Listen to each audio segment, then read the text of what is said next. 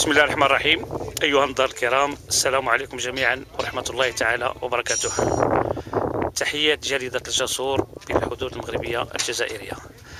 الآن معنا الأخ الاسم الكريم بكاي.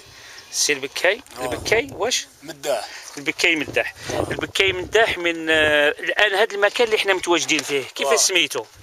سميتو دوار الغلاليس. دوار الغلاليس. هذا دوار الغلاليس، يعني هنا فين وقعت الجريمة ديال هذا الصباح؟ فين وقعت الجريمة تاع الأخ ديالي. الأخ ديالك هذا الصباح ضربوه العسكر الجزائري في هذه المنطقة، قلت لي في هذه الحدود هنا. هذا القدرون اللي كيبعد على المنزل ديالكم بحوالي 200 متر، وكيبعد على الشرطه، لان هذوك الديور اللي كنشوفهم الان هذوك الديور ديال الجزائر، وكيبعد على الشرطه بحوالي 200 متر. يعني القدرون جا في الوسط. يعني ضربوا الاخ ديالك. شحال كانت الساعه؟ كانت 10:04. 10:04. ضربوه بالقرطاس وهو في السياره ديالو من نوع 504. يعني شحال من رصاصه اللي ضربوه بها؟ تيراو عليه 3 رصاص، جوج قاسوه وحده ما قاسه، وحده قاسته اللودن، وحده ضربتها للكتف هنايا. اذا طلقوا عليه 3 ديال الرصاصات، وحده قاستو اللودن، وحده قاستو للكتاف، وهذا هو الاخ ديالك. هذا الاخ ديالك هو والبنت ديالو. للان راه في مستشفى الفارابي في قسم الانعاش كيستناو باش يقلعوا له الرصاصات. اذا علاش ضربوا هذا؟ واش مداري يضربوه ولا علاش ضربوه؟ شكون اللي ضربوه؟ ضربوه حراس الحدود تاع الجزائري. يعني هذا اللي ضربوه تقدر توصفوا لي؟ هذا العسكري طويل. شحال يكون عنده معام؟ 24 25. اقل من 25 سنه. طويل ورقيق وبيض. وقلت لك كانوا 3 تاع العسكر. كانوا 3 لقيت هذوك. هاد العسكر هذا قلت لك كيستعملوا مخدرات. كيحسبوا القرقوبي. اييه. السكر كيشربوا. اييه. كتبان لهم كيتيروا في المغاربه. تبان لهم يتيروا في المغاربه. حسب الاتصال الهاتفي اللي درناه الصباح انت معنا مع بعض الاخوه الجزائريين، قالوا لنا ان جات اليوم شي دوريه جزائريه جاو تما لعندو جاو اييه باش يسمعوا له. هو في حاله سراح كيخدام ما عنده والو. كيسمعوا له.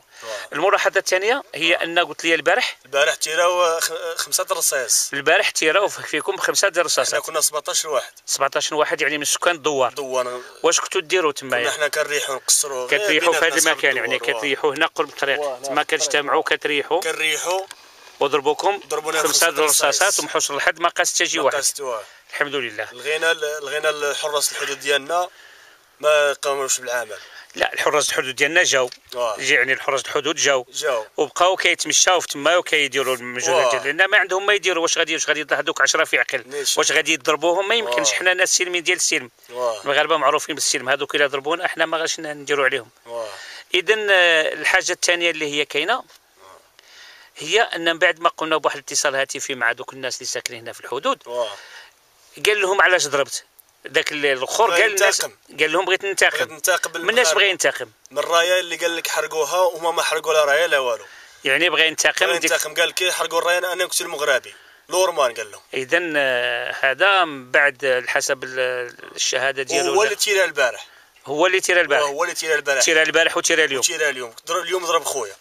اليوم ضرب خوك. الحمد لله على سلامته. كان غادي يقتلوا ديريكت. كان واحد الملاحظه اخرى اللي لاحظتوها انتم اليوم وقلتوها لنا، هي ان شحال كاين منزل هنا في الحدود المغرب الجزائريه، منازل الجزائريين كاين الفوق شي 170 حتى 200 دار.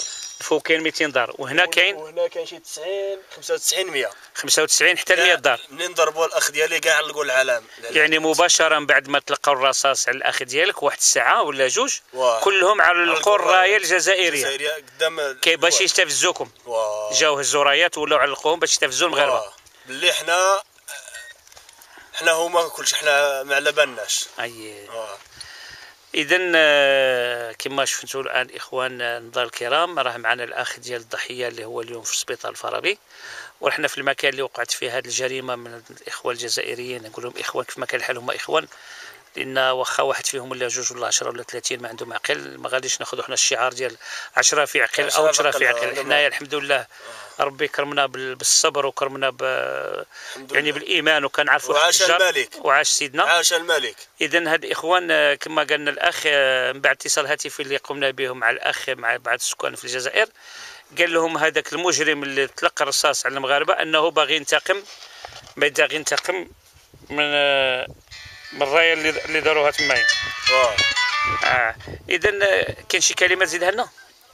ولا كاين شي كلمه، اخر كلمه تقولها لنا؟ ما كان قول لي، واش البارح بلي ضربوكم ب5 رصاصات يعني واش كنتوا واقفين، كنتوا جالسين؟ واقفين مريحين، نقصروا بيناتنا، مضاني نقصروا غير قصارين. وشكون اللي ضربكم؟ هذا اللي ضربكم كل يوم؟ ضربها كانوا 3 العسكر، كانوا ثلاثه اللي كانوا البارح هما اللي ضربوا اليوم. شربوا، كانوا يسكروا، كيناضوا، بقاو المغاربه بقاو يتيروا على المغاربه، حرام يصيدوا الحلوف. اذا ايها النظار الكرام، بحال اللي كتشوفوا الان كما قالنا الاخ التحيه ان العسكر الجزائري البارح هادو هنا.